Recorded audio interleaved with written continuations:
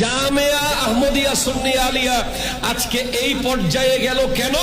কারণ হলো জামিয়ার অ্যাসেম্বলি শুরু হয় সবসে আলা वो आला हमारा नबी, सबसे बाला वो आला हमारा नबी, अपने मौला का प्यारा हमारा नबी, दोनों आलम का दोला हमारा नबी।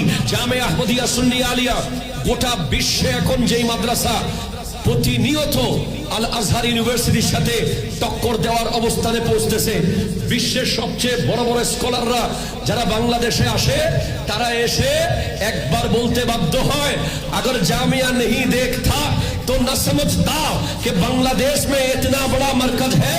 ये जामिया अहमदिया सुन्नी आलिया सिर्फ इल्म की मरकज नहीं है, बल्कि ये इश्क रसूल की मरकज है।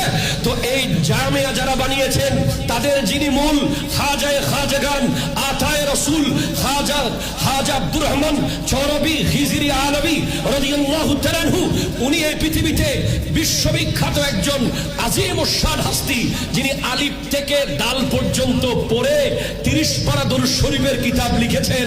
বুঝতে হবে উনি চাইলে একটা উজুর মাসলার কিতাব লিখতে পারতেন, একটা নামাজের মাসলার কিতাব লিখতে পারতেন, না, উনি লিখেছেন মজমুআয়ে সালাওয়াতে রাসূল, নবীর মুহাব্বতের নবীর দুরূদের কিতাব।